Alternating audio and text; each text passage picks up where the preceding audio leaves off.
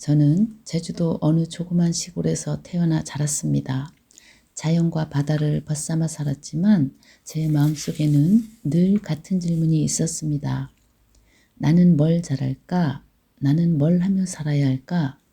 어릴 때부터 그 고민은 한 번도 제 곁을 떠난 적이 없었습니다.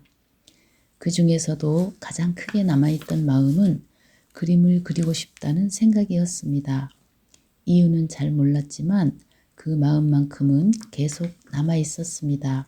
하지만 시골에는 미술학원도 없었고 그림을 가르쳐주는 사람도 없었습니다. 그래서 하고 싶은 마음만 품은 채 고민만 하다가 성인이 되었습니다. 직장 생활을 하면서도 그 질문은 사라지지 않았습니다.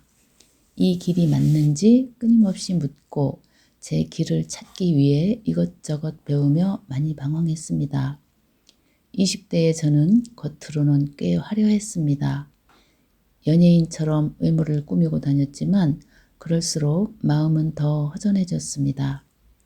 겉을 채울수록 속은 더 비어간다는 걸 그때 처음 알았습니다.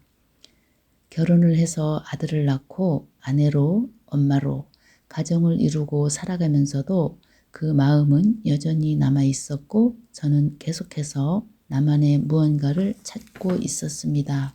그렇게 10년 정도의 시간이 지나고 39세가 되었을 때 아는 지인으로부터 제 삶의 방향을 바꾸는 말 한마디를 듣게 됩니다. 한지공예를 하면 참 잘할 것 같아요. 그때 저는 한지공예가 뭐예요?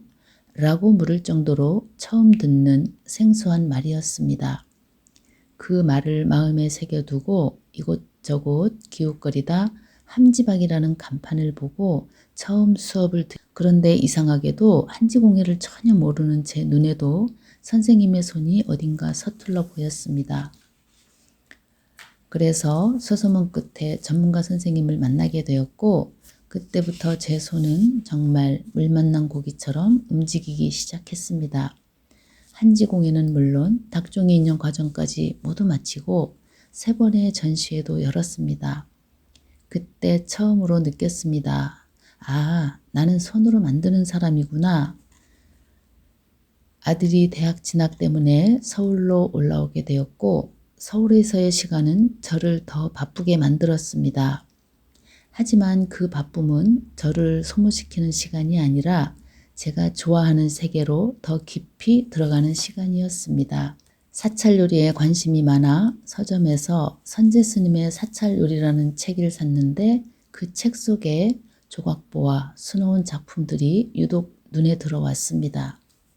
음식과 바느질 그리고 손의 시간이 하나로 이어져 보였고 다시 조각보와 술을 배우게 되었습니다.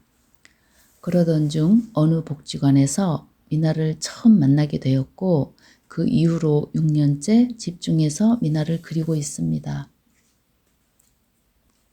작은 전시회도 열었습니다. 첫 작품 해바라기를 시작으로 신사임당의 초충도, 일월로봉도, 괴성모란도, 화훼도와 화조도를 차근차근 그려왔습니다. 지금은 책가도 10폭을 거의 완성해 가고 있습니다.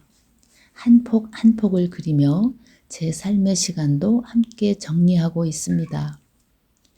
돌이켜보면 저는 20년이 넘는 시간 동안 작품을 만들면서 한 번도 팔 생각을 하지 않았습니다. 그저 만들었고 고스란히 쌓아두었습니다. 그래서 지금 제 손에는 시간이 쌓인 작품들이 생각보다 많이 남아 있습니다. 이제는 이 작품들을 혼자만 간직하기보다 사람들과 나누고 싶어졌습니다. 작품만 보는 곳이 아니라 보고, 먹고, 느끼고 잠시 쉬어갈 수 있는 머무르는 공간을 만들고 싶어졌습니다.